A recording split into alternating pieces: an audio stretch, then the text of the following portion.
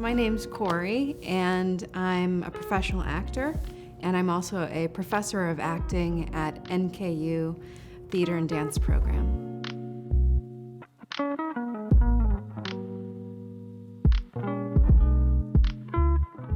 I have an older brother who's an actor as well, and he looked like he was having a lot of fun on stage, so I thought I would try it, and I fell in love as well.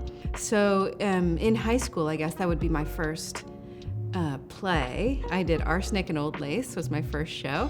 I did musicals and choir and show choir and all that fun stuff, and went on to college, got some scholarships, and then moved to New York City, did some off-Broadway shows. I knew all along that I wanted to be a teacher, so I decided to go get my Master's of Fine Arts in acting so that I could become a professor at a university. That's where I wanted to land.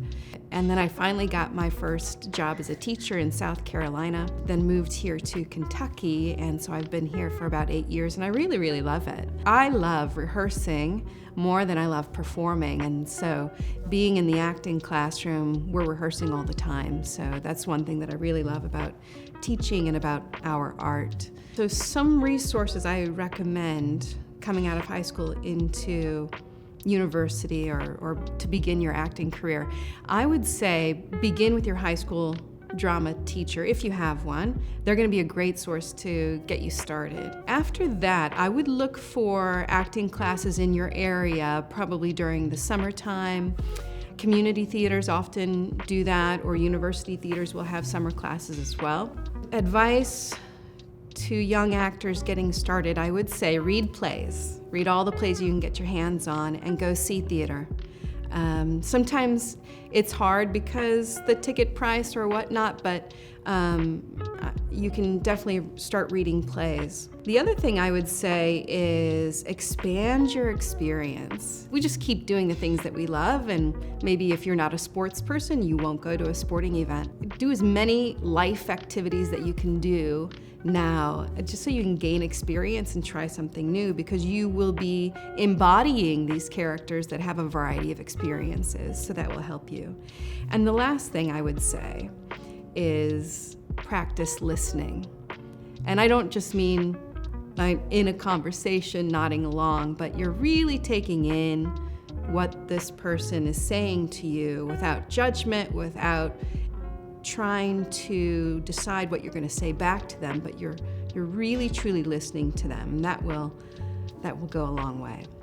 There's a saying that you have to get a leathered skin, right? Because we get a lot of rejection over the years, and we also have to keep our hearts soft. We have to wear our emotion on our sleeves sometimes, so it feels like an oxymoron, but I want you to think about your auditions not as being rejected.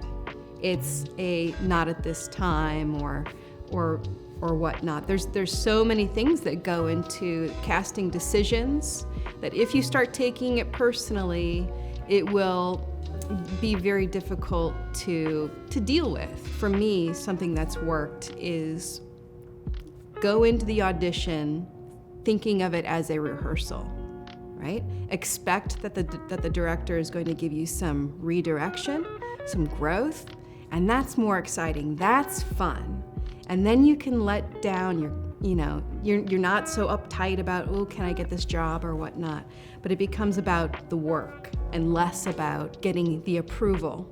And so I think that's where it's at. Oh, and also plan something fun for after the audition, like go get an ice cream or go to the park. Something to blow off the steam also helps. Okay, biggest audition tips.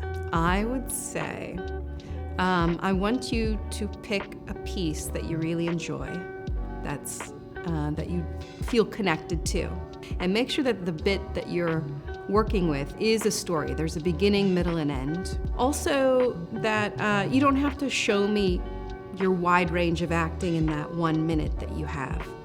Rather, I want you to be connected to who you're talking to and true to that story, right? So seek out the honesty in the moment and what you want, right? definitely do not practice in a mirror, okay? Because if you're practicing in front of a mirror, you're more concerned about what you look like or how you're going to show emotion. And as soon as you do that, you've lost the honesty, because it becomes about showing me rather than being the character working through this process, working through the obstacle that you're going through.